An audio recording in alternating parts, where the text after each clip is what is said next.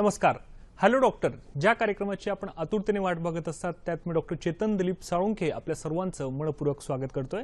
Hello doctor हा आमचा आरोग्यविषयक लोकप्रिय कार्यक्रम आहे ज्यामध्ये आम्ही तुमच्या आरोग्यविषयक प्रश्नांचं वेळोवेळी तज्ञ डॉक्टरांकडून मार्गदर्शन घेत असतो. आजचा कार्यक्रम हा आमचा प्रायोजित कार्यक्रम आहे.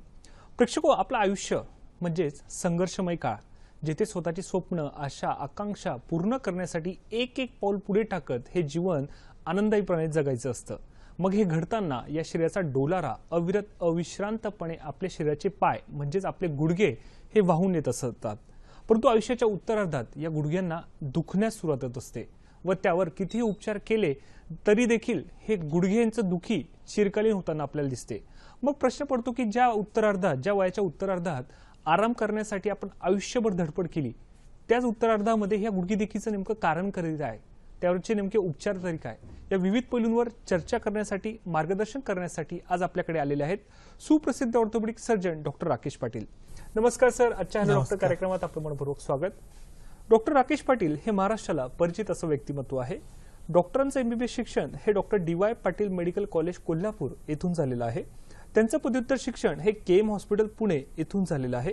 भारतातील अनेक नामवंत हॉस्पिटलमधून गुडघेदुखीवरील अत्याधुनिक तंत्रज्ञान त्यांनी आत्मसात केलेलं आहे. मागील 6 ते 7 वर्षापासून लोकमान्य हॉस्पिटल पुणे व कोल्हापूर येथे ते अविरतपणे वैद्यकीय सेवा देत आहेत. उतार वयातील गुडघेदुखी हा त्यांचा आवडीचा विषय आहे. आजपर्यंत त्यांनी 6000हून अधिक, प्रेक्षको आकडा लक्षात घ्या, आजपर्यंत त्यांनी 6000हून अधिक या रोबोटिक गुडघ्यावरील चिकित्सा किंवा शस्त्रक्रिया केलेल्या आहेत. आज आपण त्यांच्याबरोबर रोबोटिक पद्धतीने गुडघेदुखीवरील उपचार या विषयावर चर्चा करणार आहोतच, सरांचं मार्गदर्शन घेणार आहोतच. त्याबरोबरीने आपलाही सहभाग आजच्या कार्यक्रमात अपेक्षित आहे, आवश्यक आहे. आमच्याशी संपर्क साधण्यासाठी आणि आमचे नेमके प्रश्न विचारण्यासाठी कृपया आम्हाला पुढील दूरध्वनी क्रमांकावर संपर्क करा.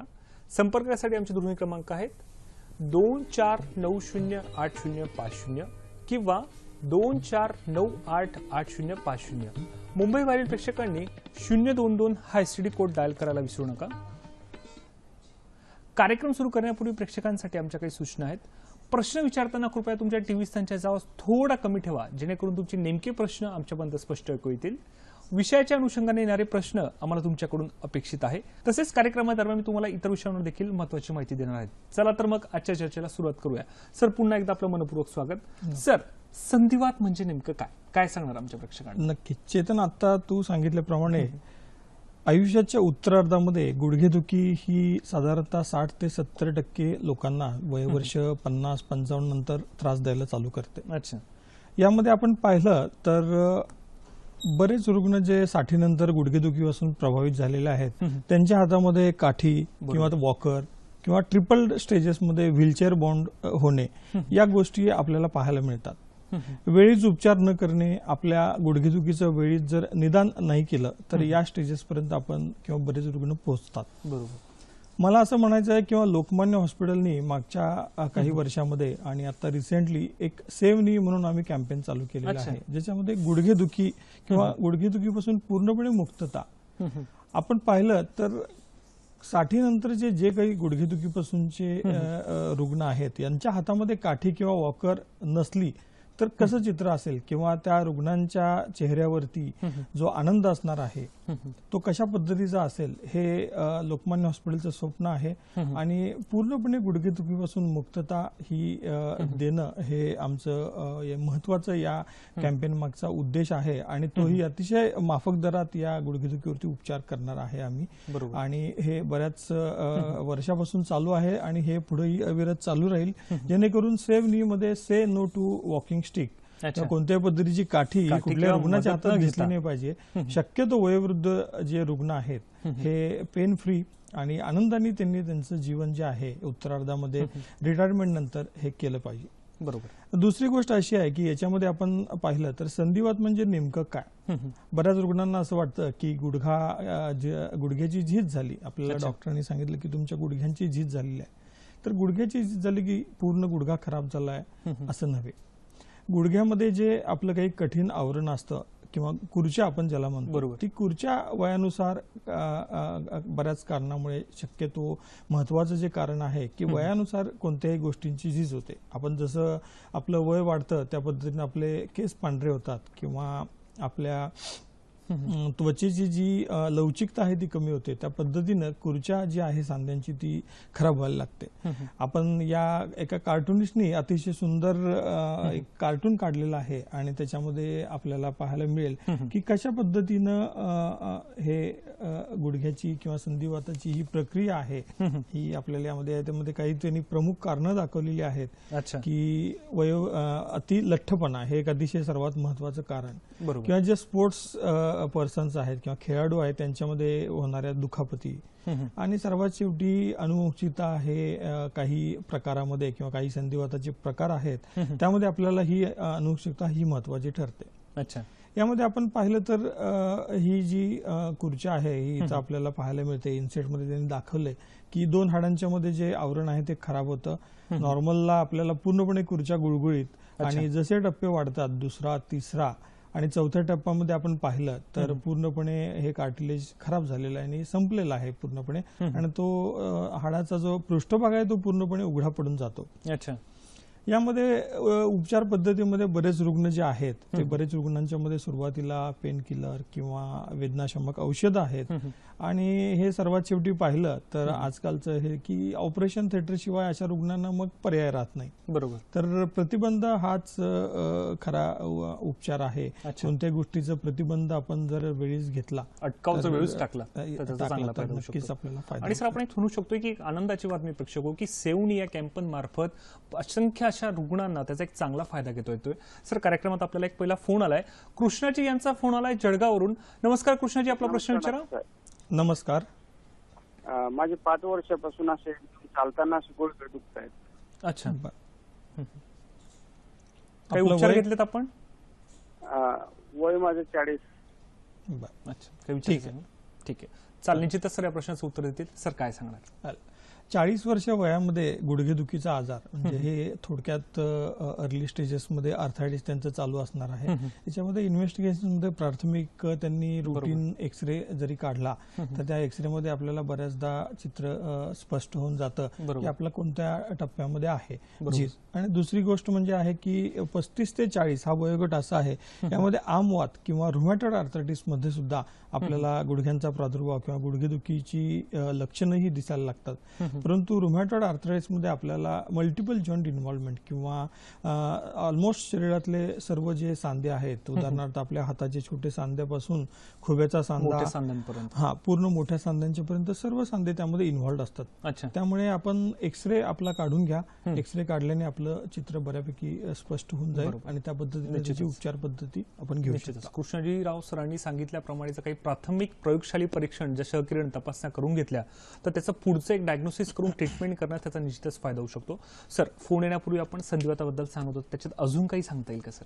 संधिवातामध्ये मी सांगितलं त्याप्रमाणे जसं वय वाढतं त्या पद्धतीने हे कार्टिलेज खराब होत जातं आणि त्यानंतर पृष्ठभाग पूर्णपणे 2 हाडांचा उघडा पडला की 2 हाडांचं घर्षण एकमेकावरती चालू होतं. सुरुवातीच्या स्टेजेसमध्ये आपण बऱ्याचदा हे सहन करू शकतो, परंतु जसं जसं टप्पा वाढत जातो, साधारणतः स्टेज 4 किंवा 4था टप्पा ज्यावेळी आपला ओलांडून जातो त्यावेळी पूर्णपणे हाड एकमेकाला घासायला लागतात, त्यांचे तुकडे पडतात आणि बऱ्याच रुग्णांच्या गुडघ्यामध्ये क्लिकिंग साऊंड किंवा कटकट आवाज यायला लागतो. गुडघ्यामध्ये कटकट आवाज येणे, गुडघ्याला धनुष्याकार असा बाक प्राप्त होणे, हे महत्वाची याच्यामध्ये लक्षण आहेत. काही आपण पेशंटचा आता व्हिडिओ इथे पाहणार आहोत त्याच्यामध्ये आपल्याला पूर्णपणे कळतं की वेळीच उपचार नाही घेतले तर कुठल्या सिव्हिअर स्टेजला आपण जाऊ शकतो. बरोबर, निश्चित.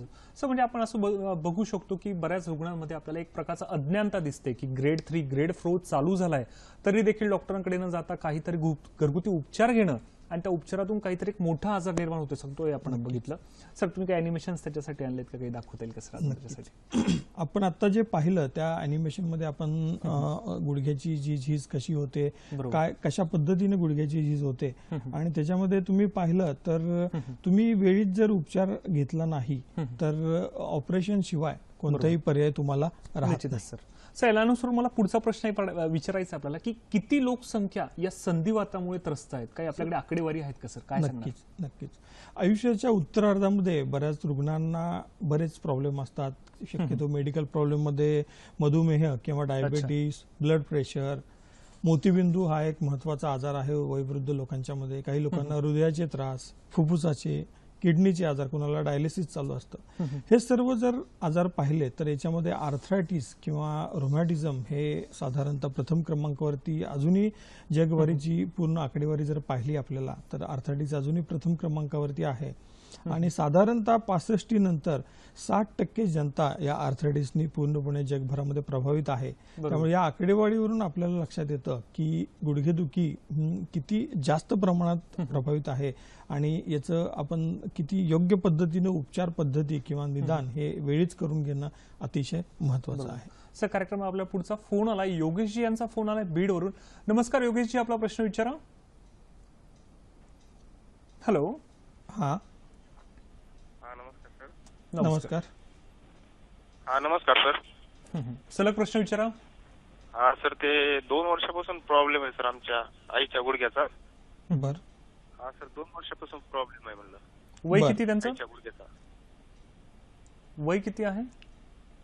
हा सर, वय सांगा त्यांचं. चालतं. 45. अच्छा, बरं. काही उपचार केलेत त्याच्यासाठी? 45 वर्ष. अच्छा, प्राथमिक उपचार केलेत आपण काही? सर, उपचार केले होते. हो सर, केले होते. चालेल. ठीक आहे सर, या प्रश्नाचं उत्तर देईल. सर काय सांगणार? नक्कीच. 45 वयामध्ये गुडघेदुखी तर साधारणतः ही थोडीशी अर्ली स्टेजमध्ये त्यांची आलेली आहे, परंतु बऱ्याच स्त्रियांच्या मध्ये मासिक पाळी काही कारणाने किंवा आपलं गर्भाशय हे बऱ्याच कारणांनी काढलं जातं, एक्स्ट्रा ब्लिडिंग किंवा मेन्स्ट्रुएशन मध्ये डिफिकल्टीज असतील तर त्यामध्ये अशा यांच्या रुग्णांच्या मध्ये आपल्याला बऱ्याचदा व्हिटॅमिन डी मेटाबॉलिझम डिस्टर्ब असतं. प्लस जो शेतकरी वर्ग आहे यांच्यामध्ये बऱ्याचदा अति मेहनतीचं काम केल्यामुळे तरुणपणी हे आपल्याला ही गुडघ्याची झीज ही साधारणतः 45-50 मध्ये अशा रुग्णांच्या मध्ये पाहायला मिळते. आणि may be grade 3 grade 4 osteoarthritis असल्यामुळे किंवा अतिलठ्ठपणा असल्यामुळे सुद्धा त्यांना त्रास होऊ शकतो. त्यामुळे एक्सरेचं तपासणी करून आपण नक्कीच आपल्याला. आणि सर, आपण हे डे टू डे लाईफ मध्ये बघतोय दैनंदिन जीवनात की जे आर्थरायटिस किंवा हे 60-70 नंतर दिसायचं त्याचं प्रमाण अगदी अलीकडे 44, 45, 50च्या घरात आलंय सर. याचं देखील सर म्हणजे मला वाटतं बदललेली लाईफस्टाईल असेल, अतिशय महत्वाचं कारण आहे. वेळी अवेळी खाणं आणि योग्य पद्धतीचे व्यायाम आणि संतुलित आहार हे याचं सर्वात महत्वाचं कारण आहे. आणि लाईफस्टाईल आपली जी आहे ती अतिशय मेंटेन ठेवणं हे सर्वांसाठी महत्वाचं आहे. निश्चितच. सर, या संधिवाताचे नेमके प्रकार किती पडतात आणि त्याच्या काही स्टेजेस आहे काय, याबद्दल काय सांगणार? नक्कीच. संधिवातामध्ये आपण पाहिलं तर मगापासून मी सांगतोय की वयानुसार होणारी सांध्यांची झीज, त्यामध्ये आपल्याला वेगवेगळ्या पद्धतीचे प्रकार संधिवाताचे, त्यामध्ये आमवात, संधी रक्तवात किंवा हिमोफिलिया, काही रुग्णांच्या मध्ये काही रक्तघटक आपल्याला कमतरता असते. त्यानंतर काही गोष्टीमुळे इन्फेक्शन होऊ शकतं. आजकाल बऱ्याच हायर अँटीबायोटिक अवेलेबल झाल्यामुळे आजकाल आपल्याला सेप्टिक आर्थरायटिस पाहायला मिळत नाही, परंतु काही कारणांनी आपल्याला सेप्टिक आर्थरायटिसची पेशंट रुग्ण जे आहेत ते आपल्याला पाहायला मिळतात. आणि सांध्यामधले फ्रॅक्चर्स जे आहेत किंवा पेरी आर्टिक्युलर फ्रॅक्चर्स आणि त्याच्यामुळे होणारी सांध्यांची झीज जी आहे हे काही प्रकार आहेत जे कारणीभूत ठरतात आपल्या संधिवातासाठी. आणि स्टेजेस जर पाहिलं तर साधारणतः पहिल्या टप्प्यापासून चौथ्या टप्प्यापर्यंत. तर पहिल्या टप्प्यामध्ये आपल्याला पूर्णपणे जे कार्टिलेज आहे ते तुमचं गुळगुळीत आपल्याला पाहायला मिळतं. आणि तोच आपण जर एक्स्ट्रीम राईटला किंवा उजव्या बाजूला आपण स्लाइडमध्ये पाहतोय की एक्सरे मध्ये आपल्याला हाड जे आहे ते पूर्णपणे घासलेलं जातंय. आणि इन्सेटमध्ये आपण पाहिलं तर जे कार्टिलेज आहे ते पूर्णपणे उघडं पडलेलं आहे. म्हणजे साधारणतः पूर्णपणे कार्टिलेजचा 70 ते 80% भाग ओपन झालेला आहे. आणि बोन ऑन बोन कॉन्टॅक्ट किंवा हाडांची घर्षण आणि त्याच्यामुळे आलेला जो बाक आहे तो आपल्याला एक्सरे मध्ये पाहायला मिळतं. तर साधारणतः संधिवातामध्ये स्टेज 1 to स्टेज 4 आर्थरायटिस असे प्रकार आहेत, 4 प्रकार. निश्चितच. प्रेक्षको, माझी सरांसोबतची चर्चा अशीच चालू राहणार आहे. तत्पूर्वी वेळ झाली एका छोट्याशा विश्रांतीची. कुठेही जाऊ नका, बघत राहा कार्यक्रम हॅलो डॉक्टर.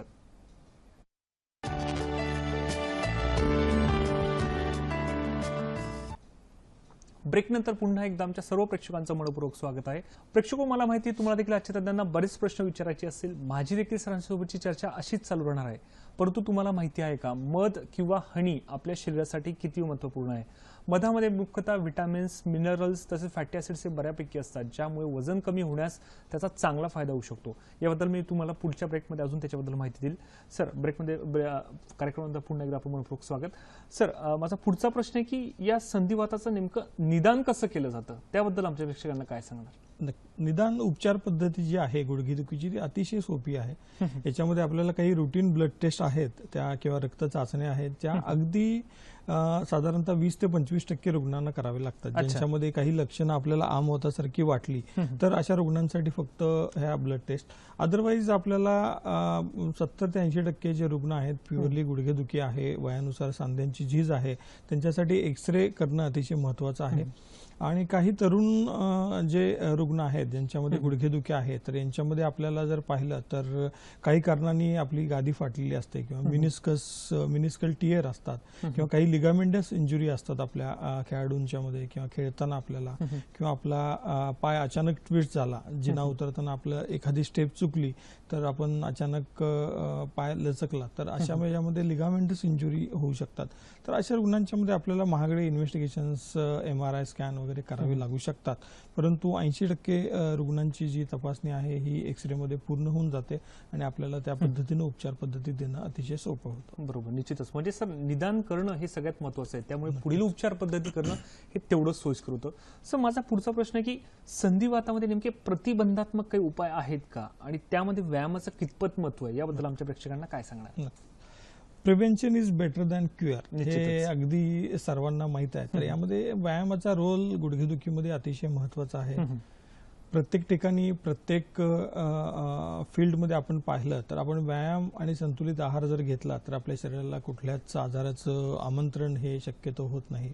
त्यामध्ये गुडघेदुखीमध्ये त्या पद्धतीचेच उपचार आपण करू शकता. वेगवेगळ्या पद्धतीचे फिजिओथेरपी इक्विपमेंट्स आहेत, वेगवेगळ्या पद्धतीचे एक्सरसाइज आहेत. याच्यामध्ये हायड्रोथेरपी किंवा पाण्यामध्ये चालणं हा आजकाल एक अतिशय महत्त्वाचा एक्सरसाइज आपल्याला बऱ्याच रुग्णांना पॉसिबल आहे. हा अशा पद्धतीचा करू शकता आपण, ज्याच्यामध्ये आपलं वजन जे आहे पाण्यामध्ये उतरल्यानंतर पूर्णपणे कमी होतं आणि त्या पद्धतीनं आपण फास्ट जितकं चालेल तितके आपल्या स्नायूंची बळकटी जी आहे ती अतिशय जास्त प्रमाणात होते. काही रुग्णांना स्टेज 1, स्टेज 2 बॉर्डरलाईन ज्या रुग्णांच्या मध्ये गुडघेदुखी असते त्या रुग्णांच्या मध्ये बेल्ट्स किंवा काही वेदनाशामक औषधं ज्यांचे काहीही साईड इफेक्ट नाहीत असे अँटी इन्फ्लेमेटरी आपण मेडिसिन देऊ शकतो. आणि काही रुग्णांना आपण अगदीच गुडघेदुखी या सर्व पद्धतीने जर थांबली नाही तर अशा रुग्णांच्या मध्ये वंगनयुक्त इंजेक्शन देणं हेही आपल्याला पॉसिबल आहे, जेणेकरून आपली झीज काही प्रमाणात आपण आटोक्यात आणू शकतो. निश्चितच. सर, कार्यक्रम आपला पुढचा फोन आलाय, पवनजी यांचा फोन आलाय बुलढाण्यावरून. नमस्कार पवनजी, आपला प्रश्न विचारा. हॅलो. हा, हॅलो सर, प्रश्न विचारा. सर, माझ्या आजीचं ऑपरेशन झालेलं आहे. बर. तरी 3-4 वर्ष झाले ऑपरेशन होऊन. बर. तर तिला असं आता हिवाळा किंवा पावसाळा असले की असा गुडघ्याचा त्रास होतो. बर. कधी कधी तिचे असे गुडघे दुखतात, तिला उठता पण येत नाही, रात्री झोपेत अशी अचानक खनक लागते. बर. तर तिचे हॅलो. हा, बोला. तर तिचे गुडघे आणखी म्हणजे चांगले टिकण्यासाठी काय उपाय सांगता येईल का तुम्हाला? बर. दोन्ही गुडघ्यांचे ऑपरेशन झालंय? हो सर, दोन्ही झालेलं आहे. ते एकदम अशी अचानक खनक नाही लागत का आपल्याला, दात किडले की जशी लागते? बर, चालेल. ठीक आहे. निश्चितच सर प्रश्नाचं उत्तर देतील. सर, काय सांगणार? दोन्ही नी रिप्लेसमेंट झालेलं आहे. यामध्ये महत्वाचं जे आहे की ऑपरेशन झाल्यानंतर आपल्याला त्या सांध्यांची निगा आपण नीट राखणं गरजेचं आहे. याच्यामध्ये सर्वात महत्वाचं जे आहे हे आपलं शरीरातलं व्हिटॅमिन डी मेटाबॉलिझम आपण मेंटेन ठेवणं अतिशय गरजेचं आहे. बरेच रुग्ण साधारणतः पहिले 3 ते 4 महिने मेडिसिन्स कंटिन्यू केल्यानंतर त्यानंतर पूर्णपणे मेडिसिनचा त्यांना विसर पडून जातो, कारण जे दुखणं असतं ते पूर्णपणे निघून गेलं की आपल्याला बाकी सगळ्यांचा विसर पडून जातो किंवा आयुष्यभर औषधं घेतलेली असतात. त्यामुळे परत परत औषधं घेणं या रुग्णांसाठी त्यांना नको असतं ते. परंतु अशा रुग्णांच्या मध्ये सर्वात महत्वाचं आहे की व्हिटॅमिन डी मेटाबॉलिझम मेंटेन ठेवण्यासाठी काही औषधं जी आहेत ती आपल्याला आठवड्यातून एकदा अशी औषधं आपल्याला घ्यावी लागतात, विटॅमिन D3, जेणेकरून आपल्या हाडातील ठिसूळता जी आहे ती कमी होऊ न देणे. आणि जे बेसिक एक्सरसाइज गुडघ्याची ऑपरेशन नंतर आपल्याला प्रत्येक रुग्णांना शिकवले जातात ते साधारणतः रोज 10 ते 20 मिनिटं आपण करणं गरजेचं आहे, जेणेकरून आपल्या स्नायूंची बळकटी आणि लिगामेंटची बळकटी महत्वाची आहे. अदरवाईज या रिप्लेसमेंट नंतर मग अशा पद्धतीचं दुखणं सुद्धा आपल्याला आमंत्रण करणार नाही. निश्चितच. सर, कार्यक्रम आपला पुढचा फोन आलाय, प्रियाजी यांचा फोन आलाय नाशिकवरून. नमस्कार, आपला प्रश्न विचारा. हॅलो. हा, हॅलो. हॅलो, बोला. प्रश्न विचारा आपला. तर माझ्या आजीचे गुडघे दुखता आणि कमरेपासून खाली ताकदच नाही. काही उपचार घेतलेत? नाही, अजून काही उपचार नाही घेतले. चालेल, निश्चितच सर प्रश्नाचं उत्तर देतील. सर, काय सांगणार? उपचार घेतलेले नाही, वय जास्त आहे? नक्कीच उपचार न घेणे वेळीच, त्यामुळे गुडघेदुखीपासून हे दुखणं जे आहे ते कमरेपर्यंत जातं. ज्यावेळी तुम्ही चालता, ज्यावेळी चालताना गुडघेदुखी असेल तर तुम्ही डुलत डुलत चालता. बरोबर. या डुलत डुलत चालण्यामुळे ऑटोमॅटिकली जसं वय वाढतं त्या पद्धतीने गुडघे झिजतात, त्या पद्धतीने कमरेचीही झीज होत असते. बरोबर. आणि त्यामुळे कमरेची झीज झाल्यामुळे कमरेतील नसा ज्या आहेत त्या ब्लॉक होतात आणि त्याच्यामुळे पाय दुखी चालू होते. त्यामुळे कमरेपासून पूर्ण पाय दुखायला लागतात. कालांतराने काही रुग्णांच्या मध्ये ताकदीवरती परिणाम व्हायला लागतो. त्यामुळे इकडे गुडघ्याचं दुखणं आणि वरती कमरेचं दुखणं, त्यामुळे रुग्ण पूर्णपणे बेजार होऊन जातो आणि 4 पावलं चालणं अशा रुग्णांना अतिशय कठीण होऊन जातं. बरोबर. त्यामुळे तुम्ही चिरकालीन झाल्यामुळे ग्रेड 3 ग्रेड 4चा संबंध आल्यामुळे हा गुडघेदुखीचा त्रास वाढतो. त्यामुळे वेळीच उपचार घेणं हे तेवढंच महत्त्वपूर्ण ठरत असतं. सर, फोन येण्यापूर्वी आपण व्यायामाबद्दल सांगतो, तर अजून काही सांगता येईल का सर? व्यायामाबरोबरच आपण मगाशी सांगितल्याप्रमाणे वंगनयुक्त इंजेक्शन किंवा अँटी इन्फ्लेमेटरी मेडिसिन घेऊ शकतो अशा रुग्णांच्या मध्ये. आणि व्यवस्थित व्यायाम किंवा रेग्युलर एक्सरसाइज हेच याच्यासाठी अगदी महत्वाचं आहे असं मला सांगता येईल. बरोबर. सर, आजचा कार्यक्रमाचा महत्त्वाचा प्रश्न की लेझर थेरपीचा गुडघेदुखीत कसा उपयोग होतो, याबद्दल आमच्या प्रेक्षकांना काय सांगणार? बऱ्याच रुग्णांना लेझर थेरपीबद्दल अजूनही संशयता किंवा गैरसमज आहेत काही. तर याच्यामध्ये मला इथं सांगावंसं वाटेल की सर्व रुग्णांसाठी लेझर थेरपी उपयोगी पडते असं नाही. लेझर थेरपीचा जो उपचार पद्धतीचा मेन उपयोग आहे तो अगदी अर्ली स्टेज, साधारणतः ग्रेड 2 किंवा बॉर्डरलाईन ग्रेड 3 ऑस्टिओआर्थरायटिस, ज्याच्यामध्ये आपल्याला धागे निघालेले आहेत कार्टिलेजचे किंवा गादी फाटलेली आहे आणि तुमचं कार्टिलेज जे आहे किंवा खुर्च्या जी आहे ती पूर्णपणे इंटॅक्ट आहे, तर अशा ह्याच्यामध्ये आपल्याला लेझर थेरपी देता येते. परंतु या व्हिडिओमध्ये आपण जर पाहिलं तर या व्हिडिओमध्ये आपल्याला लक्षात येईल की कशा पद्धतीनं ग्रेड 2 ऑस्टिओआर्थरायटिस मध्ये धागे निघालेले आहेत आणि या लेझर थेरपीने ते स्मूथ केल्यामुळे पूर्णपणे जे कार्टिलेज आहे ते स्मूथ होऊन जातं आणि याच्यामुळे दुखणं जे आहे रुग्णाचं ते पूर्णपणे निघून जातं. निश्चितच सर, म्हणजे वैद्यशाखेतील एक मोठी प्रगती आहे असं म्हणता येईल. त्याची ट्रीटमेंट केली जाते. नक्कीच. आणि काही रुग्णांच्या मध्ये ही गादी अशी फाटलेली असते किंवा मिनिस्कल टियर असतो आणि ज्यावेळी आपण गुडघ्यांची मुवमेंट करतो त्याच्यावेळी ही गादी फाटलेला तुकडा मध्ये येऊन गुडघा लॉक होत असतो किंवा गुडघा मध्ये कटकट आवाज येणं हे अतिशय महत्वाचं लक्षण आहे या रुग्णांच्या मध्ये. तर हे लेझर थेरपीने आपण स्मूथ केला हा भाग की आपल्या सांध्यांच्या हालचाली परत पूर्वपदावरती येतात. सांध्याचं लॉकिंग जे होत असतं ते लॉकिंग पूर्णपणे थांबून जातं. स्टेज 3 स्टेज 4 किंवा पूर्णपणे बाक आलेला आहे आपल्या गुडघ्याला, तर अशा रुग्णांच्या मध्ये या लेझर थेरपीचा उपयोग मात्र काही शक्य होत नाही. निश्चितच. लेझर थेरपीबद्दल आपण अजून बोलूयात. त्यापूर्वी आपल्याला फोन आला, एक शोभाजी यांचा फोन आलाय मुंबईवरून. नमस्कार शोभाजी, आपला प्रश्न विचारा. हॅलो. नमस्कार. हॅलो, नमस्कार. मी शोभा निकसे बोलते, कांदिवली, मुंबईहून. सर, मी माझ्या गुडघ्याचा MRI केलेला आहे. त्याच्यात माझं मिनिस्कस फाटले. तर आणि एक्सरे मध्ये ऑस्टिओआर्थरायटिस दाखवतंय. तर मला चालता येत नाही अजिबात डाव्या गुडघ्यामुळे. मी सध्या काटकीवरच मला चालायला लागतं. माझं वय आहे 55. करेक्ट. ठीक आहे, चालेल. निश्चितच सर प्रश्नाचं मार्गदर्शन. ओके सर, काय सांगणार? अगदी स्पेसिफिक त्यांनी त्यांचं निदान स्वतःच केलेलं आहे की वय वर्ष 55, मिनिस्कस फाटलेला. आपण आता जो व्हिडिओ इथं पाहतोय की याच्यामध्ये मिनिस्कल टियर होता, परंतु वय वर्ष 55 मध्ये मिनिस्कल टियर आणि एक्सरेवरती डायग्नोसिस ऑस्टिओआर्थरायटिस म्हणजे काय की डिजेनरेटिव्ह मिनिस्कल टियर, म्हणजे वयानुसार सांध्यांची झीज झालेली आहे, कार्टिलेज खराब झालेला आहे आणि मिनिस्कस मधील जे वंगनयुक्त पदार्थ आहे तोही नाहीसा होऊन हा मिनिस्कस फाटलेला आहे. त्यामुळे 2 हाडांचं जे दर्शन आहे जे चालू झालेलं आहे आणि हा स्टेज 4 ऑस्टिओआर्थरायटिस त्यांचा आहे. आणि याच्यासाठी यांनी एक्सरे पाहून आपण यांना काठी टाकत चालणे ही टर्मिनल स्टेज झाली. अच्छा. कोणत्याही रुग्णाला एखाद्या गोष्टीचा सपोर्ट घेऊन चालणं हे त्या आजारातलं सर्वात शेवटचं लक्षण आपण म्हणू शकतो. त्यामुळे कुठलाही रुग्ण किंवा कुठलाही पृथ्वी तलावरचा कुठल्याही व्यक्तीला कुणाचा सपोर्ट घेऊन चाल हे जर सांगितलं तर ते कुणालाच आवडणार नाही. बरोबर. ज्यावेळी बाळ आपलं पूर्णपणे 2 पायावरती चालायला लागतं त्यावेळी त्याला सुद्धा कधी कधी आपण हात दिला तर ते हात आपल्याला नाकारतात. त्यामुळे स्वावलंबित्व हे जे आहे हे पृथ्वी तलावरती मनुष्य प्राणी जो आहे याला स्वावलंबित्व हे प्रत्येकाला आवडतं. त्यामुळे कुणालाच काठीचा आधार घेऊन चालणं नको असतं. परंतु आपण काठीच्या स्टेजला आला आहात तर नक्कीच आपल्याला ऑस्टिओआर्थरायटिस आहे आणि आपण त्या पद्धतीने उपचार पद्धती करून घेऊ शकतो. निश्चितच. सर, फोन येण्यापूर्वी आपण लेझर थेरपी बद्दल सांगत होतात, त्यात अजून काही सांगता येईल का आपल्या प्रेक्षकांना? नक्कीच. त्यामुळे लेझर थेरपी मगाशी सांगितल्याप्रमाणे ग्रेड 2 ग्रेड बॉर्डरलाईन ग्रेड 3 पर्यंत आपण नक्कीच त्याचा फायदा घेऊ शकतो. परंतु ग्रेड 4 किंवा त्याच्या पुढचे जे काही आजार आहेत किंवा अतिशय सिव्हिअर आर्थरायटिस मध्ये आपल्याला लेझर थेरपीचा उपचार होणार नाही. परंतु त्याचे इंडिकेशन्स लेझरचे अतिशय स्पेसिफिक आहेत आणि त्याचा उपयोग रुग्णांना तेवढ्याच पद्धतीने होतो, चांगल्या पद्धतीने होतो.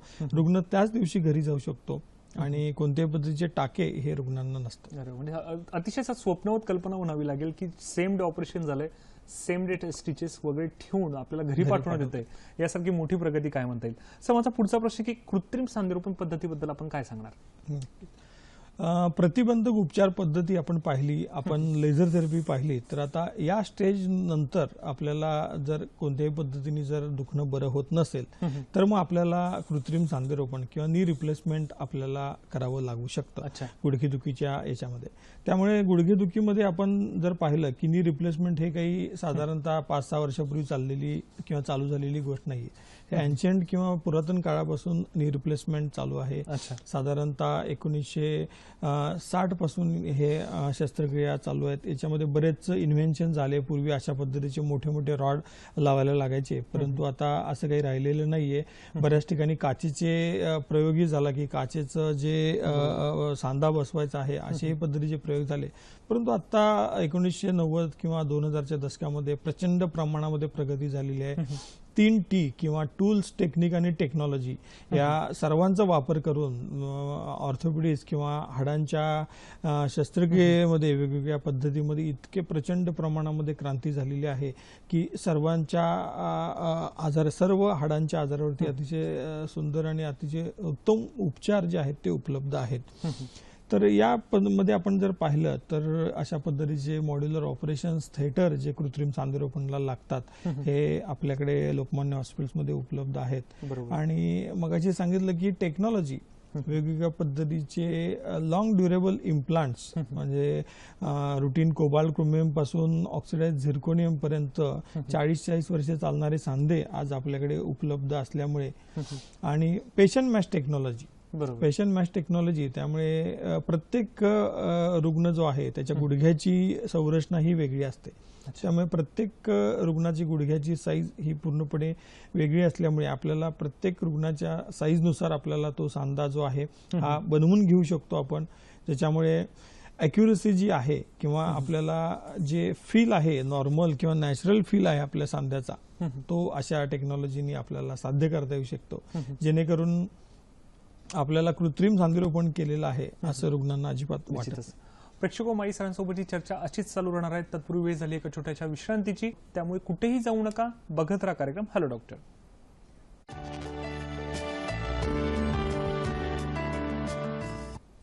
ब्रेक नंतर पुन्हा एकदा आमच्या सर्व प्रेक्षकांचं मनपूर्वक स्वागत आहे. प्रेक्षको, पहिल्या ब्रेकमध्ये जाण्यापूर्वी मी तुम्हाला मधाचे गुण सांगत होतो, त्याबद्दल जर अजून सांगायचं झाल्यास त्यामध्ये अँटी इन्फ्लामेटरी, अँटी फंगल आणि अँटी बॅक्टेरियल प्रॉपर्टीज हे खूप मोठ्या प्रमाणात असतात. त्यामुळे एखाद्या व्याधीचा किंवा एखाद्या रोगाचा अटकाव करणं हे सहज सोपं होतं. त्यामुळे आपल्या दैनंदिन जीवनात मधाचं अनुकरण करून घेतल्यास किंवा त्याचा सेवनात जर वापर केल्यास त्याचा चांगला फायदा होऊ शकतो. सर, ब्रेकमध्ये जाण्यापूर्वी आपण कृत्रिम सांधेरोपण पद्धतीबद्दल बोलत होतो, तर त्याबद्दल अजून काही व्हिडिओ दाखवता येतील का? काय सांगणार आमच्या प्रेक्षकांना? कृत्रिम सांधेरोपणचा फायदा फायदा रुग्णांना कशा पद्धतीनं होतो हे आपण पाहिलं तर इथं आपल्याला लक्षात येईल बरोबर. की ट्रिपल मगाशी सांगितल्याप्रमाणे काठीने चालणे किंवा गुडघेदुखीमुळे 2 स्टेप चालणं अगदी या असह्य झालेलं वाटतं. वेदना 2 स्टेप्स चालणं या रुग्णांना किती हे होतं आणि कृत्रिम सांधेरोपण केल्यानंतर त्याच व्यक्तीचं आपण जर पाहिलं साधारणतः 1-1.5 महिन्यामध्ये कशा पद्धतीनं प्रगती होते, बरोबर. आत्मविश्वास, चालणं, कॉन्फिडन्स लेवल हे अतिशय साधारणतः 20 वर्ष तरुण झाल्यासारखं अशा रुग्णांना वाटायला लागतं. निश्चितच. तर कृत्रिम सांधेरोपणचे हे फायदे आहेत की याच्यामध्ये कोणत्याही पद्धतीचा धोका जो आहे हा नसतो. निश्चितच सांगेल. सर माझा पुढचा प्रश्न आहे की संगणक प्रणालीचा सांधेरोपण पद्धतीत कसा वापर करता येतो त्याबद्दल काय सांगणार आमच्या प्रेक्षकांना? नक्की. मगाशी सांगितल्याप्रमाणे टेक्नॉलॉजी ॲडव्हान्समेंट हे हळूहळू या कृत्रिम सांधेरोपण प्रणालीमध्ये होत आलेलं आहे. आज आपण रोबोटिक्स पर्यंत पोहोचलेला आहे. तर यामध्ये संगणक प्रणाली ही तितकीच महत्वाची आहे. यामध्ये संगणक प्रणालीमध्ये आपण इथं पाहिलं व्हिडिओमध्ये की काही इन्फ्रारेड रेज जे आहेत ते आपण पेशंटच्या गुडघ्यावरती हे फोकस करतो. गुडघ्याचं पूर्णपणे हे मॅपिंग केलं जातं त्या स्क्रीनवरती आणि त्या पद्धतीनं आपल्याला ॲक्युरसी जी आहे ही 100% अशा पद्धतीने मिळते. कम्प्युटर असिस्टेड सर्जरीमुळे आपल्याला पेरिआर्टिक्युलर फ्रॅक्चर्स किंवा काही रुग्णांना स्क्रू रॉड अशा पद्धतीने फ्रॅक्चरसाठी जोडलेले आहेत. तर अशा काही केसेसमध्ये आपल्याला या कम्प्युटरचा नक्कीच फायदा होतो. आणि हे बघितलं तर की वेगवेगळ्या पद्धतीचे ॲडव्हान्स सर्जरी कशा पद्धतीने केली जाते हे आपल्याला इथं पाहायला मिळतं की वेगवेगळ्या पद्धतीचे हे ट्रॅकर्स जे आहेत हे आपण गुडघ्यावरती पेशंटच्या फिट करतो आणि इन्फ्रारेड त्याला कॅच करतात आणि 1 मिलीमीटर सुद्धा एक्स्ट्रा पेशंटचं जे हाड आहे हे आपल्याला अशा पद्धतीने कट करायची गरज अजिबात लागत नाही. निश्चितच. सर कार्यक्रम आपला पुढचा फोन आलाय. सागरजी यांचा फोन आलाय अकोल्यावरून. नमस्कार सागरजी, आपला प्रश्न विचारा. हॅलो. हा सलग प्रश्न विचारा. हा नमस्कार सर. नमस्कार, बोला. आम्ही अकोल्याहून बोलतो, सागर पंडित. माझ्या मोठी आईचं जे सर पायाचे गुडघे आहेत ते नेहमी दुखतात. बर. वय त्यांचं वय आहे सर 60 वर्ष. 60 वर्ष. बाकी कुठले सांधे दुखतात? कंबर पण दुखते आणि टोंगळे पण दुखतात नेहमी. बर, ठीक आहे. 3 ऋतूमध्ये. बर बर, चालेल. सर काय सांगणार? अगदी साधा सरळ स्पष्ट वय 60 आणि 3 ऋतूमध्ये सांधे दुखणं हे ऑस्टिओआर्थरायटिसचं लक्षण आहे. वयवर्ष 60 मध्ये साधारणतः गुडघ्याची झीज पूर्णपणे साधारणतः 4था टप्पा ओलांडून त्यांची गेलेली असणार आहे. त्यामुळे गुडघ्यांचे एक्सरे काढून आपण आपल्या ऑस्टिओआर्थरायटिसची स्टेज पाहून त्या पद्धतीने उपचार करून घेणं महत्वाचं आहे. निश्चितच त्याचा जो फायदा करून घेतला चांगल्या प्रकारे रिझल्ट आपण साध्य करू शकतो.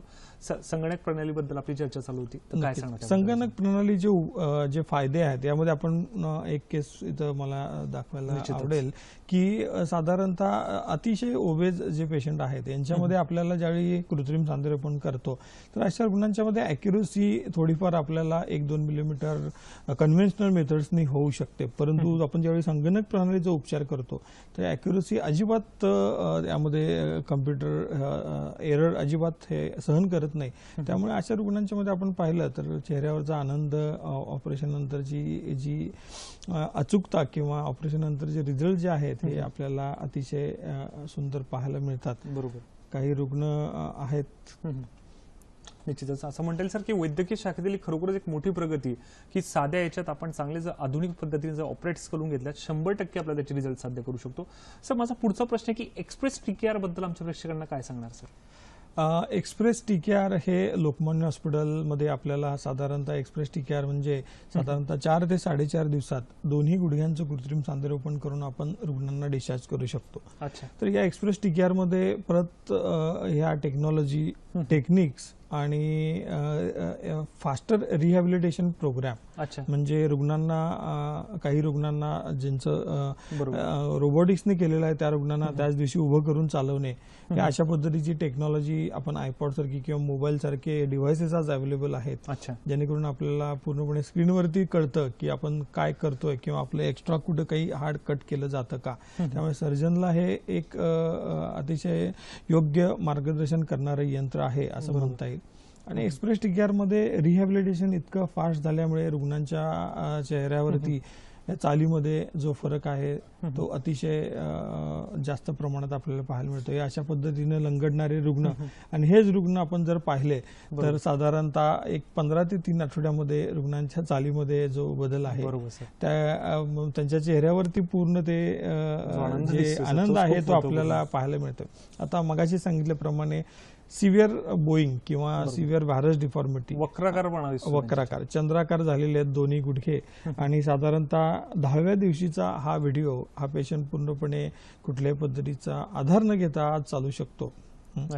तर हे जे पॉसिबल आहे हे आजकाल कृत्रिम सांधेरोपणमध्ये जे आधुनिक उपचार पद्धती मगाशी सांगितल्याप्रमाणे आमवात किंवा रुमॅटॉइड आर्थरायटिसनी आज ग्रासलेल्या या स्त्री आहेत त्यांच्यामध्ये एकच गुडघा जो आहे तो पूर्णपणे खराब झालेला आहे किंवा कार्टिलेज जे आहे त्या गुडघ्याचं हे कार्टिलेज पूर्णपणे खराब झालेलं आहे. परंतु साधारणतः 3ऱ्या आठवड्यामध्ये या स्त्री ज्या आहेत त्या सर्व रुटीन ऍक्टिव्हिटी या पूर्ण करू शकतात. आज जिने चढणं उतरणं या रुग्णांना रुटीन समाजातील काही आपले कार्यक्रम आहेत आपल्या फॅमिलीमध्ये आपण पूर्णपणे मिक्स होऊन किंवा समाजामधील वेगवेगळ्या कामांना आपण प्राधान्य देऊन या सर्व गोष्टी करू शकता. नक्कीच सर, कार्यक्रमात आपला पुढचा फोन आलाय. गणेश यांचा फोन आलाय पुण्यावरून. नमस्कार गणेशजी, आपला प्रश्न विचारा. काय प्रश्न असा होतोय की सकाळी झोपेतनं उठलो ना की गुडघ्याला आहे ना प्रॉब्लेम होतो, उठायला त्रास होतो. म्हणजे वय किती आपलं? डाव्या वय वर्ष 30. डाव्या पायाला फक्त प्रॉब्लेम होतो. सर काय सांगणार? वय वर्ष 37 मध्ये न कळत त्यांना कधीतरी मार इंजुरीज ट्विस्टिंग इंजुरी झाली असणार आहे आणि त्याच्यामध्ये मगाशी मी सांगितल्याप्रमाणे विशेषतः तरुण रुग्णांच्या मध्ये एकच गुडघ्याला दुखणं हे काही ऑस्टिओआर्थरायटिसचं किंवा रुमॅटॉइड आर्थरायटिसचं लक्षण नाही. यामध्ये त्यांना मिनिस्कल टियर किंवा लिगामेंटेज इंजुरी असण्याची शक्यता आहे. अशा रुग्णांच्या मध्ये यांनी MRI स्कॅन करणं गरजेचं आहे. कारण एक्सरे मध्ये हाडांचा हा प्रॉब्लेम नसून हा मिनिस्कस किंवा लिगामेंटचा प्रॉब्लेम आहे आणि सकाळी उठल्यानंतर दुखणं म्हणजे कॅचिंग पेन होणं हे मिनिस्कस टियरचं लक्षण आहे. त्यामुळे MRI स्कॅन करून यांना आपली उपचार पद्धती नक्कीच पुढे करून घेता येईल. बरोबर, एक चांगला फायदा गणेशजी तुम्हाला होऊ शकतो जर त्याची जर तेवढी उपचार पद्धती करून घेतल्यास त्याची जर 100% रिझल्ट साध्य होईल. सर, माझा पुढचा प्रश्न आहे की रोबोटिक पद्धती जी आहे जी लोकमान्य हॉस्पिटलमध्ये प्रथमतःच करण्यात आलेली आहे, ज्याचा भारतामध्ये सर्वात प्रथम जे शोध करण्यात आला किंवा ज्याचे उपचार चांगल्या पद्धतीने केले जातात ते म्हणजे लोकमान्य हॉस्पिटलमध्ये, तर या रोबोटिक पद्धतीचा नेमका उपयोग कसा केला जातो सर, याबद्दल काय सांगणार? रोबोटिक पद्धतीचा उपचार पद्धती ही भारतामध्ये प्रथम लोकमान्य हॉस्पिटलमध्ये चालू झालेल्या मागच्या 5 ते 6 महिन्यापासून साधारणतः 150 ते 200 रुग्णांच्यावरती याच्यावरती उपचार केले गेलेले आहेत आणि अतिशय सक्सेसफुल शस्त्रक्रिया. त्याच दिवशी रुग्णाला संध्याकाळी उभं करणं किंवा दुसऱ्या दिवशी पेशंटला चालवणं साधारणतः 2.5व्या दिवशी म्हणजे 2.5व्या दिवशी आपण रुग्णांना डिस्चार्ज करू शकतो. जिने चढणं उतरणं या सर्व गोष्टी रुग्ण आपल्या दुसऱ्याच दिवशी करायला चालू करतो. तर याच्यामध्ये इन्व्हेन्शन्स आपण जर पाहिलं तर रोबोटिक्समध्ये तर एका व्हिडिओद्वारे मला इथं दाखवायला आवडेल की कशा पद्धतीने हा रोबोटिक आर्म. आता बऱ्याच रुग्णांना असं वाटत असतं किंवा प्रेक्षकांना असं वाटत असेल की रोबोटिक म्हणजे रोबो ऑपरेशन करतो. तर या ह्याच्यामध्ये रोबो ऑपरेशन न करता डॉक्टरच ऑपरेशन करत असतात. परंतु हा रोबोटिक आर्म जो आहे हा रोबोटिक आर्म आपल्या सर्जनना गाईड करत असतो की कन्सोल आणि हा रोबोटिक आर्म या दोन्ही गोष्टींच्यामुळे आपल्याला सर्जनच्या अचूकतेमध्ये नक्कीच फायदा होतो. आणि रोबोटिकनी आपली शस्त्रक्रियेचं टायमिंग ही अतिशय 15 ते 20 मिनिटांपर्यंत आपल्याला आणि कुठल्याही पद्धतीचा हाड जे आहे हे आपल्याला कट करावं लागत नाही. बरोबर, या रोबोटिकचा सर्वात महत्वाचा फायदा जो आहे जो कन्व्हेन्शनल नी रिप्लेसमेंट मध्ये आपल्याला हाड कट करावं लागतं. तर अशा ह्याच्यामध्ये हाड न कट करता या अॅनिमेशन मध्ये आपल्याला पाहायला मिळेल की कशा पद्धतीनं रोबोटिक नी रिप्लेसमेंट मध्ये या गुडघ्यामध्ये आपलं पूर्ण गुडघ्याचं मॉडेल किंवा आपले जे खराब झालेला जो पार्ट आहे आपला त्याचं आपलं मॅपिंग इथं पूर्णपणे केलं जातं. ॲक्युरेट सायझिंग जे आहे ते रोबोटिक आपल्याला सांगतो स्क्रीनवरती, आपण ते कम्पेअर करतो आणि दोन्ही गोष्टी मॅच झाल्यानंतर आपल्याला या रोबोटिकमध्ये कशा पद्धतीनं छेद घेतला जातो गुडघ्यावरती आणि कशा पद्धतीनं फक्त आपण रबरनी जसं पेन्सिलनी लिहिलेलं खोडतो त्या पद्धतीनं जे खराब झालेलं कार्टिलेज आहे हे आपल्याला इथं फक्त स्मूथनिंग करायचं आहे. याच्यामध्ये कुठल्याही पद्धतीचे कट्स हे आपल्याला घ्यावे लागत नाहीत, जेणेकरून आपल्याला पूर्ण नॅचरल फील किंवा नैसर्गिक आपल्या गुडघ्यांची हालचाल जी आहे ही आपल्या दुसऱ्याच दिवसापासून रुग्णांना करता येऊ शकते. आणि हा रोबोटिक आर्म हा अतिशय महत्वाचा आहे. हा रोबो सर्जनचा मित्र हा आपल्याला मदत करत असतो. इथं पाहिलं तर आपल्याला हे कृत्रिम आपल्याला म्हणजे वैद्यकीय शाखेतील खरोखर एक मोठी प्रगती झाली, क्रांती आहे ही रोबोटिकची टेक्नॉलॉजी. आणि जेणेकरून आपल्याला इथं पाहिलं तर पूर्णपणे नॅचरल फील जो आहे आपल्याला पाहायला मिळतो. बरोबर. आणि रोबोटिकमुळे आता इथं रुग्णांचं व्हिडिओमध्ये पाहिलं तर परत एकदा वॉकिंग स्टिक आणि या चालीमध्ये असणारी ही तीव्रता किंवा तिरकत चालण्याची तीव्रता आपल्याला पाहायला मिळते. बरोबर, निश्चितच. सर, कार्यक्रमात आपला पुढचा फोन आलाय, गजाननजी यांचा फोन आलाय बुलढाण्यावरून. नमस्कार गजाननजी, आपला प्रश्न विचारा. सर, माझ्या डावा गुडघ्याला आलं सर, तर मांडीवरून बसल्यानंतर खूप असं चमक निघत आहे त्याच्यामध्ये खूप जोरचे. अच्छा, वय किती आपलं? माझं सर 40. सर काय सांगणार?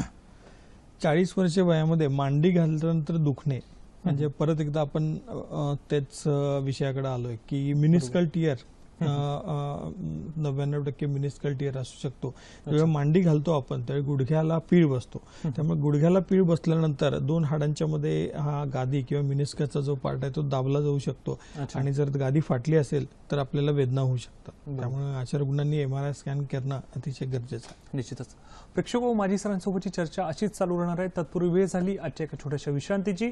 कुठेही जाऊ नका, बघत राहा कार्यक्रम हॅलो डॉक्टर.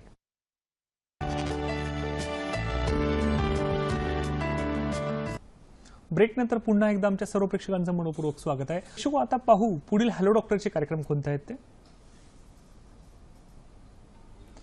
उद्या दिनांक रविवार 4/6/2017 रोजी रात्री 8 वाजता हॅलो डॉक्टरचा आमचा प्रायोजित कार्यक्रम आहे. विषय आहे पचन संस्थेचे विकार आणि संयुक्त उपचार. सहभागी आहेत डॉक्टर अनिल पाटील. प्रेक्षको, आजच्या विषयासंबंधात जर आपले काही प्रश्न असल्यास आपण ईमेलद्वारे देखील आमच्याशी संपर्क साधू शकतात, जेणेकरून कार्यक्रमाच्या पुढील भागात आम्ही त्याचं उत्तर देण्याचा प्रयत्न करू. सर, ब्रेकनंतर आपलं परत मनपूर्वक स्वागत आहे. माझा पुढचा प्रश्न आहे की गुडघेदुखीबद्दल आपण आधुनिक उपचाराबद्दल बरंच बोलतोय, तर त्याबद्दल अजून काही व्हिडिओ आमच्या प्रेक्षकांना दाखवता येतील का सर? नक्कीच. रोबोटिक बद्दल आपण बोलत होतो. रोबोटिक उपचार पद्धतीची कशा पद्धतीने रुग्णांना फायदा होऊ शकतो, कशा पद्धतीने रुग्ण पूर्वी चालायचे. से नो टू वॉकिंग स्टिक हे लोकमान्यचं जे सेव्हनी कॅम्पेन आहे हे पूर्ण करण्यामध्ये नक्कीच आम्हाला यश मिळतंय. आणि बरेच रुग्ण याच्या गुडघेदुखीपासून मुक्तता आपल्याला मिळवताना इथं पाहायला मिळतात. काही सिव्हिअर स्टेजेसमध्ये आपल्याला या टेक्नॉलॉजीचा कशा पद्धतीनं फायदा होतो हे पाहायला मिळतंय की कशा पद्धतीनं बोईंग पूर्णपणे किती तीव्रता या सांध्यामध्ये आहे किंवा अस्थिरता आहे हे आपल्याला पाहायला मिळते. आणि त्या स्त्रीला जर आपण साधारणतः 1-1.5-2 महिन्यानंतर जर पाहिलं तर कशा पद्धतीनं त्यांच्या चालीमध्ये बदल झालेला आहे. चेहऱ्यावरती आत्मविश्वास, चेहऱ्यावरती आनंद, साधारणतः 20 ते 25 वर्ष तरुण झाल्यासारखं असं वाटणं अशा रुग्णांसाठी हे किती महत्वाचं आहे हे त्या रुग्णाच्या दुखण्यापासून तो मुक्तता मिळू शकतो हे त्या रुग्णांनाच माहीत असतं. गुडघ्यादुखी पासून अस्थिरता किंवा गुडघ्यामध्ये असणारी अस्थिरता ही या अशा काही रुग्णांच्या मध्ये आपल्याला पाहायला मिळते. तेच रुग्ण विशेषतः लठ्ठ रुग्ण किंवा अतिशय ओबेस जे रुग्ण आहेत यांच्यामध्ये आपल्याला हे पाहायला मिळत आहे. तर या टेक्नॉलॉजीचा नक्कीच फायदा होतो. या शस्त्रक्रियेमुळे कोणत्याही पद्धतीची भीती जी आहे रुग्णांच्या मध्ये ती भीती रुग्णांनी काढून टाकली पाहिजे की कशा पद्धतीनं रुग्ण चालतात आणि कशा पद्धतीनं ऑपरेशन नंतर चालतात. हे व्हिडिओज झाले, परंतु ही टेक्नॉलॉजी आता इतकी ऍडव्हान्स झालेली आहे की याच्यामध्ये 4 ते 4.5 दिवसात लोकमान्य हॉस्पिटलचं जे एक्सप्रेस टीकेअरचं कॅम्पेन आहे त्याच्यामध्ये आपल्याला कुठल्याही पद्धतीची भीती बाळगायची गरज नाहीये. आपण गुडघ्यांची झीज झाली असेल तर ती कोणत्याही कारणाने किंवा कोणत्याही औषधांनी भरून निघू शकत नाही. त्याला रिप्लेस करणे हा एक पर्याय राहतो, विशेषतः वयोवृद्ध व्यक्तींच्या मध्ये. त्यामुळे आपण या गोष्टीचा टेक्नॉलॉजीचा फायदा नक्कीच घेऊ शकता. बरोबर, निश्चितच. सर, माझा पुढचा प्रश्न आहे की खुब्याचा जो सांधा असतो तो खराब होण्याची नेमकी प्रमुख कारणे काय असतात त्याबद्दल आमच्या प्रेक्षकांना काय सांगणार? ज्या पद्धतीनं गुडघे खराब होतात त्याच पद्धतीनं खुब्याचे सांधे खराब होतात. विशेषतः युरोपियन कंट्रीजमध्ये खुब्याच्या सांध्यांची प्रायमरी किंवा प्राथमिक जी गुडघ्यांसारखी बऱ्याच ठिकाणी पाहायला मिळते. परंतु भारतीय रुग्णांच्या मध्ये महत्वाचं कारण जर पाहिलं तर 85% रुग्णांच्या मध्ये आपल्याला अजून शास्त्रामध्ये कारण सापडलेलं नाहीये. परंतु 15% रुग्णांच्या मध्ये साधारणतः अतिमद्यप्राशन, अति स्टिरॉइडचं सेवन किंवा अति धूम्रपान या सर्व गोष्टी किंवा काही कारणामुळे आपल्याला खुब्याचं फ्रॅक्चर झालंय आणि ते व्यवस्थित जुळलं नाही तर कालांतराने आपल्याला खुब्याचा सांधा हा पूर्णपणे खराब होऊ शकतो. सर महिला सर्वसर्व मला पुढचा प्रश्न आहे की हिप रिप्लेसमेंट बद्दल आमच्या प्रेक्षकांना काय सांगाल? हा आजार भारतामध्ये आपल्याला किंवा आशिया खंडामध्ये साधारणतः तरुणपणी साधारणतः 30 ते 45 या वयोगटामध्ये बऱ्याचदा पाहायला मिळतो. ज्यांच्यामध्ये हे अतिमद्यप्राशन, अतिधूम्रपान किंवा स्टिरॉइडचं काही कारणाने सेवन, तर या रुग्णांच्या मध्ये आपल्याला हे खुब्याच्या सांध्यांची झीज जी आहे या खुब्याच्या सांध्यामध्ये महत्वाचं जे आहे की बॉल अँड सॉकेट जॉईंट आहे. सर्वात मोठा सांधा, शरीरातला सर्वात मोठा सांधा. आपला खुबा जर चांगला नसेल तर आपण कोणतीही ऍक्टिव्हिटी नीट करू शकत नाही. आपला खुबा जर व्यवस्थित नसेल तर आपण ना नीट बसू शकतो, ना उठू शकतो, ना चालू शकतो. तर यामध्ये या बॉल अँड सॉकेटमध्ये हा जो आपला बॉल आहे याचा रक्तपुरवठा जो आहे तो काही कारणांनी आपल्याला बंद होतो. सुरुवातीला जे नॉर्मल दिसणारं बॉल अँड सॉकेट जॉईंट आहे तो पुढे जाऊन हळूहळू त्याचा शेप बदलायला लागतो. त्याचा रक्तपुरवठा बंद झाल्यामुळे ते कोलॅप्स व्हायला लागतं आणि कोलॅप्स झाल्यामुळे पाऊल टाकणं सुद्धा रुग्णांना अतिशय कठीण जातं आणि त्याच्यामुळे आजूबाजूचे स्नायू किंवा आजूबाजूचे लिगामेंट आहेत खुब्यामधले ते सुद्धा कॉन्ट्रॅक्ट व्हायला लागतात आणि पूर्णपणे सांधा स्टिफ होऊन जातो. अशा वेळी आपल्याला हिप रिप्लेसमेंट किंवा कृत्रिम सांधा खुब्याचं बसवणं अतिशय गरजेचं आहे. आजकाल साधारणतः 40-45 वर्ष चालणारे सुद्धा सांधे उपलब्ध आहेत, सिरॅमिकचे सांधे उपलब्ध आहेत, जेणेकरून तुमचं दुखणं हे आहे हे इमिडिएट निघून जातं. आपल्या हालचाली या आहेत त्या पूर्वपदावरती येतात. ज्या रुग्णांना 1 ते 2 सेंटीमीटर सुद्धा आपला पाय जो आहे तो बाजूला घेता येत नाही अशा रुग्णांमध्ये पूर्णपणे आपल्या मुवमेंट येतात. आपण 2 व्हीलर, आपण 4 व्हीलर चालू शकता. सर्व ऍक्टिव्हिटी आपल्या आयुष्यातले सर्वात महत्वाची जी काही वर्ष आहेत आपल्या कार्यक्षेत्रातली ती सर्व गोष्टी करू शकता. एक नॉर्मल लाईफ आपण बॅक टू तुमच्या वयातील जे रुग्ण किंवा तुमच्या वयातील जे सामान्य नागरिक करतात या सर्व गोष्टी आपण करू शकतो. सर आमच्या प्रेक्षकांना दाखवण्यासाठी अजून काही व्हिडिओज आपल्याकडे आहेत? याच्यामध्ये आपण पाहिलं तर अवॅस्क्युलर नेक्रोसिस इथं पाहतोय की कशा पद्धतीनं जो बॉल आहे तो बॉल खराब झालेला आहे. याच्यामध्ये आपण इथं मल्टिपल ड्रिल करू शकतो काही रुग्णांच्या मध्ये अगदी इनिशियल स्टेजेस मध्ये, जेणेकरून रक्तपुरवठा परत आपण आणू शकतो. बोन मॅरो ऍस्पिरेशन करून हे PRP इंजेक्शन सुद्धा अति प्राथमिक स्टेजमध्ये आपण करू शकतो. काही रुग्णांच्या मध्ये आपण डिकम्प्रेशनसाठी, कोअर डिकम्प्रेशनसाठी मल्टिपल ड्रिलिंग, जेणेकरून रक्तपुरवठा या अगदी सुरुवातीच्या स्टेजमध्ये आपल्याला गोष्टी करता येऊ शकतात. आणि एकदा ही स्टेज ओलांडली किंवा याच्यामध्ये आपल्याला हिप रिप्लेसमेंट शिवाय मग पर्याय राहत नाही. आता या रुग्णाचा व्हिडिओ तुम्ही पहा की चालीमध्ये कशा पद्धतीनं बदल झालेला आहे. दोन्ही पायांमध्ये अजिबात 1-2 सेंटीमीटर सुद्धा हालचाल नाही. त्यामुळे दोन्ही पाय चिटकून चालणे आणि दोन्ही खुब्याचं सांधेरोपण केल्यानंतर हाच रुग्ण आपल्याला कशा पद्धतीने चालताना पाहायला मिळतोय. याच्यामध्ये अजून बऱ्याच पद्धतीमध्ये बऱ्याच खुब्याच्या जे एक्सरसाइज आहेत किंवा बरेच मसल्स आहेत त्या मसलमध्ये टोन यायला साधारणतः 8-9 महिने लागतात अशा सिव्हिअर डिफॉर्मिटीजमध्ये. त्यामुळे 8-9 महिन्यानंतर या रुग्णांच्या चालीमध्ये अजूनही प्रचंड प्रमाणात आपल्याला बदल हा जो पाहायला मिळणार आहे. आणि हे सिरॅमिकचे सांधे आज आहेत, जेणेकरून आता काही जे ही इम्प्लांट्स आहेत त्याच्यामध्ये आपण मांडी सुद्धा घालू शकतो. असेही इम्प्लांट्स आपल्याकडे आज उपलब्ध आहेत, जेणेकरून तीही भीती रुग्णांची जी असते की खाली बसू शकत नाही किंवा जमिनीवर बसू शकत नाही, तर याही गोष्टी आपल्याला पॉसिबल आहे. निश्चितच प्रेक्षको, कार्यक्रम असाच चालू राहणार आहे. तत्पूर्वी वेळ झाली आजच्या आरोग्य सल्ल्याची. बघूयात आजचा आरोग्य सल्ला काय ते. आजचा आरोग्य सल्ला आहे, गुडघेदुखी असल्यास कुठलाही घरगुती उपचार करू नये. गुडघेदुखी असल्यास अवजड कार्य टाळावीत. नियमित व्यायाम, चालणे, धावणे याचा चांगला फायदा होतो. आता भाऊ आजच्या कार्यक्रमाचं पुनःप्रक्षेपण कधी आहे ते?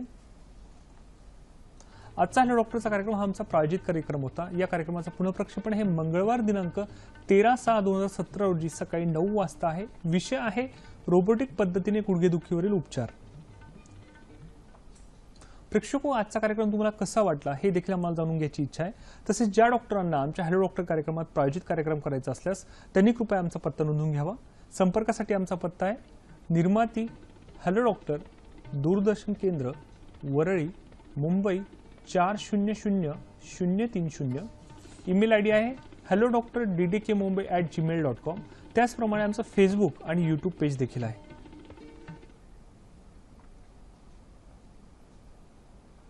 सर, माझा कार्यक्रमात पुढचा प्रश्न आहे की आमवात, रुमॅटिक आर्थरायटिस सर्वसामान्यपणे याचा परिणाम वाढलेला दिसतोय सर, त्याबद्दल काय सांगणार? नक्की. आमवात म्हणजे रुमॅटॉइड आर्थरायटिस या संधिवातामध्ये बरेच जे प्रकार आहेत मागाशी सांगितल्याप्रमाणे, विशेषतः तरुणपणी आपल्याला हे पाहायला मिळतं. महत्वाचं जे कारण आहे रुमॅटॉइड आर्थरायटिसचं ते अनुवंशिकता हे एक महत्वाचं कारण आहे. आणि बाकी काही रुग्णांच्या मध्ये आपल्याला कारण आजपर्यंत शास्त्रामध्ये ऑटोइम्युन डिसीज आहे, स्वतःच्याच पेशी स्वतःच्या सांध्यावरती मारा करतात आणि कालांतराने सांध्याचं कार्टिलेज ते पूर्णपणे खराब करून टाकतात. तर याच्यामध्ये आता आजकाल बरेच सुंदर उपचार उपलब्ध आहेत. वेगवेगळ्या पद्धतीचे इंजेक्शन्स अवेलेबल आहेत, वेगवेगळ्या पद्धतीचे औषध आहेत, जेणेकरून आपण या आजाराचं जे प्रोग्रेशन आहे किंवा आजाराचं जे तीव्रता आहे ती आपण स्टॅटिक ठेवू शकतो. यामध्ये तुमचं चालणं, फिरणं, व्यायाम आणि सांध्यांच्या हालचाली या अतिशय महत्वाच्या आहेत. बरोबर. यामध्ये सगळे सांधे इन्व्हॉल्व्ह होत असतात. विशेषतः ढगाळ वातावरण, थंडीच्या दिवसामध्ये रुमॅटॉइड आर्थरायटिसच्या रुग्णांना बऱ्यापैकी त्रास होत असतो. परंतु आपण या सर्व गोष्टींची प्रतिबंधक उपचार जे आहेत ते केले आणि काही औषधं आपली जी महत्वाची आहेत ही या आजारासाठी ही आपण जर नियमित ठेवली तर आपल्याला नक्कीच या रुमॅटॉइड आर्थरायटिस पासून मुक्तता मिळू शकते.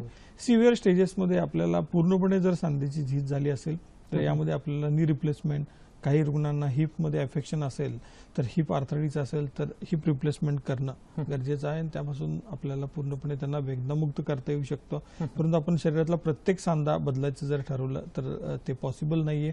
हे हाताचे छोटे छोटे सांधे आहेत, हे दुखणं किंवा यांच्या डिफॉर्मिटीज ज्या आहेत या डिफॉर्मिटी होऊ नये यासाठी या औषधांची गरज या अशा रुग्णांना जास्त असते.